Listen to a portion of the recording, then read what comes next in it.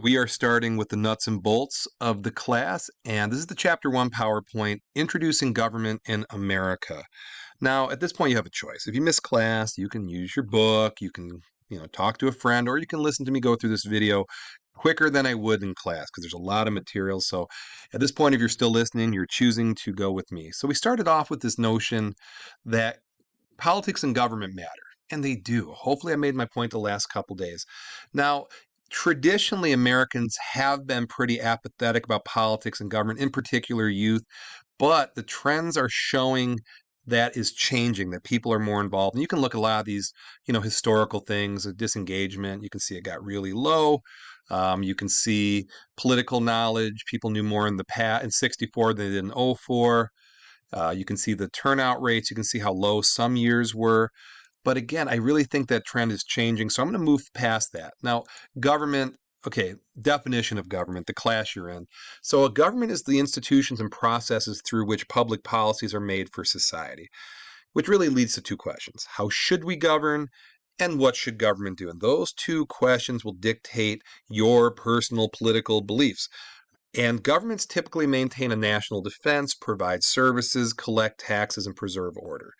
And those four things I think are pretty airtight. It's hard for me to think of a place in the world where at least they, I can't think of a place that doesn't attempt to do those four things, but that's the nature of government.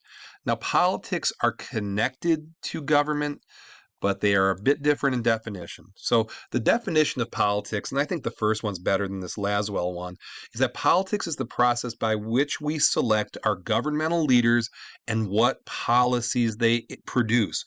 Politics produces authoritative decisions about public issues. And what that means is that the buck has to stop somewhere and a decision has to be made, and our leaders make those decisions. Now, Laswell's definition, who gets what, when, and how, I don't really care for it. Rings of economics a little too much for myself, but you might see it differently. Okay.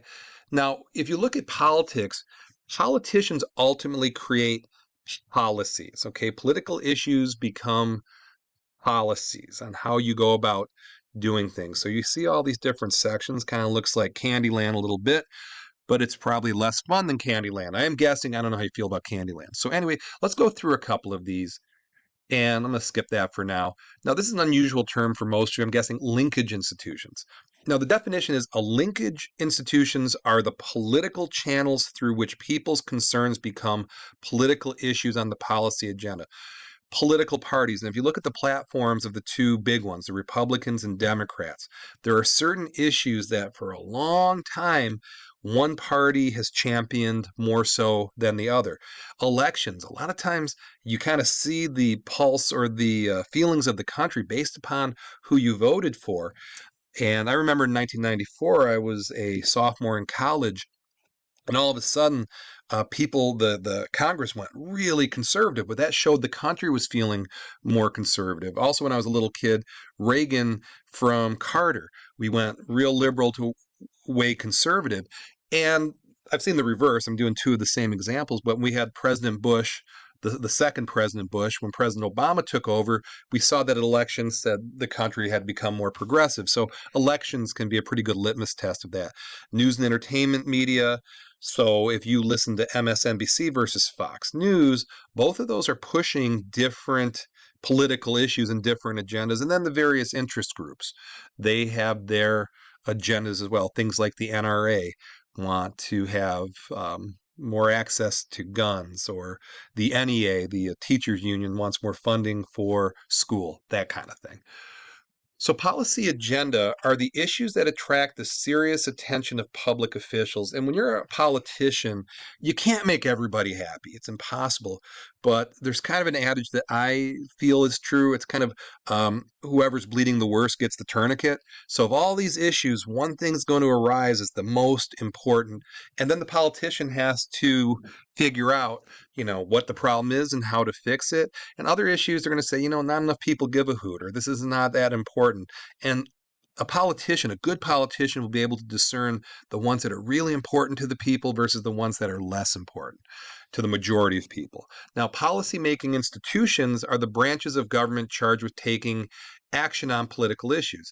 And we have checks and balances, but we have the legislature that makes our laws, the executive that enforces laws, the courts, the judiciary that interprets the laws, and then the bureaucratic institutions, things like the CIA and the FBI and heck, a state one. A lot of you have recently got your driver's license. You go to the DMV. Okay, that's one of those things. Okay, so we have those sorts of things. Now, policies impact people. Now, I'm going to push this to another time, but I cannot be stronger what I'm about to say. Unfortunately, there's this adage I've heard from kids and adults saying, doesn't matter who I vote for, it's all the same for me.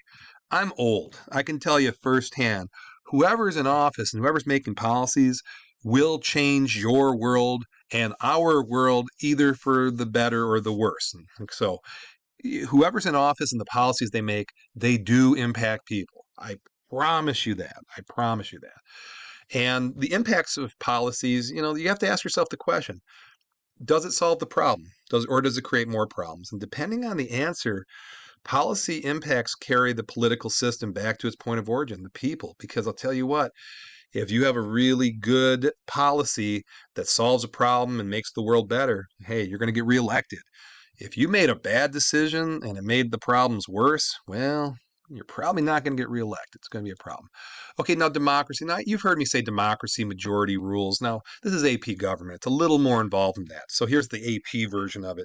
Democracy is a system of selecting policymakers and of organizing government so that policy represents and responds to the public preferences. Now, there are components of traditional democratic theory.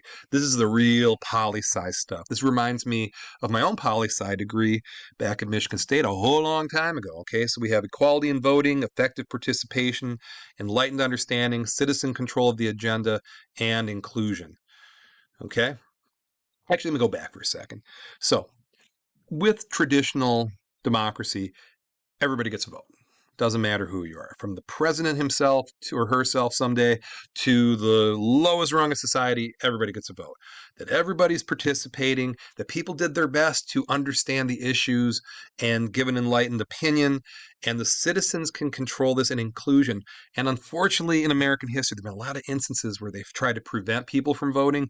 If you ever are trying to prevent people who should be voting from voting, that is not democracy. That's the opposite of democracy. Now, here's a couple ones. We're going to get into more detail later on, but the pluralist theory. Now, this is the theory of government and policies emphasizing that politics is mainly a competition among groups. Each one is pressing for its own preferred policies.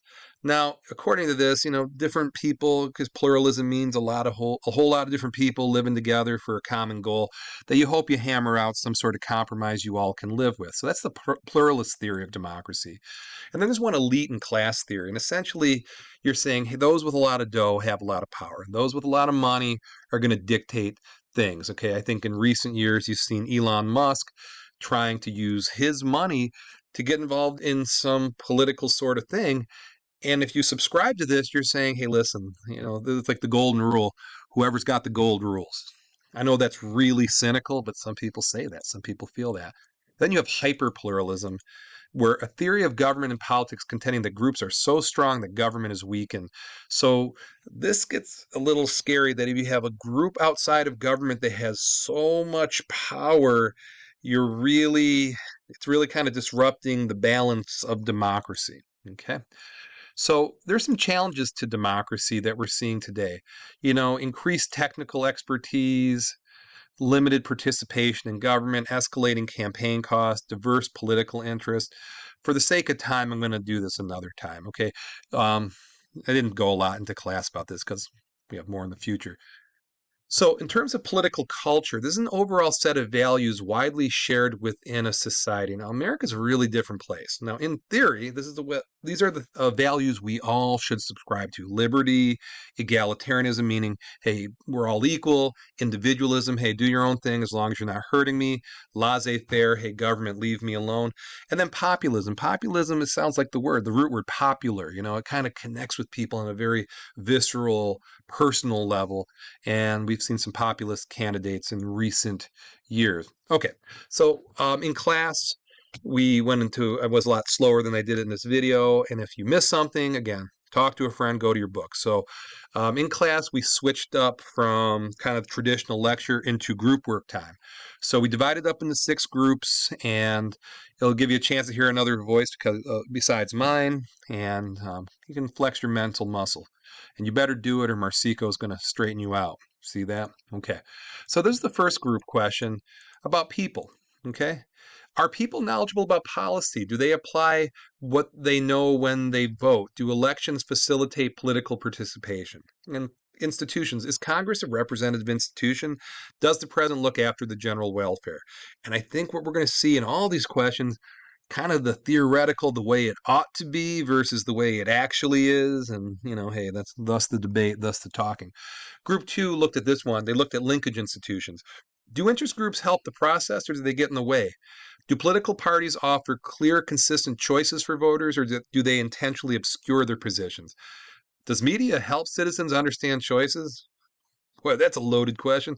All right, group 3 has to do with the Constitution and federalism. What role does the Constitution's authors foresee for the federal government? Does the Constitution favor government with a broad scope? Why did functions of federal government increase? Has a more active government constrained or protected civil rights and liberty? Again, heavy questions. Group 4 looked at this one, public and linkage institutions.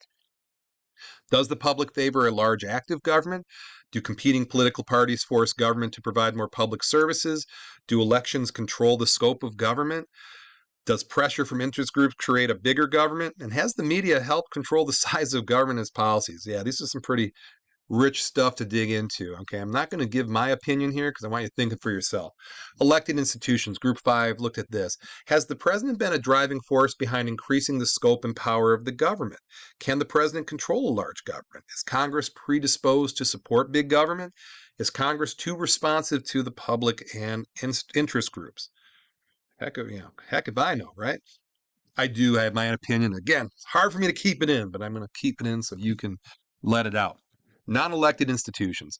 Are the federal courts too active in policymaking, intruding on the authority of other branches of government? Is the bureaucracy constantly trying to expand its budget, or is it simply reflecting the desires of elected officials? Is the federal bureaucracy too large and thus wasteful and inefficient in the implementation of policy? All heavy-hitting questions, but again, to wrap up in this video that's longer than normal, it says historically, I'm going to say this in the historical lens, historically young people have been apathetic, but I don't think I think the trend is going the other way. So this is a little bit of an old PowerPoint, so I'm going to skip that one because I don't really buy into it these days. Now, democratic government, which is how the United States is governed, consists of these institutions that make policy for the benefit of the people. That's the way it ought to be. Whether it actually is, I'll let you figure that out. And what government should do to benefit the people is a topic central to questions of American government. All right. And I want to end with this. Okay, we look at government. How active is American government? Well, this is an older PowerPoint. It's actually gone up. At the time, it says $3 trillion annually. It employs 2.2 million people. It owns 1/3 of the land, occupies 2.6 billion square feet of office space, and it owns and operates 400,000 non-military vehicles. So, if you're not good at interpreting numbers, how active is the American government? Very active, very big.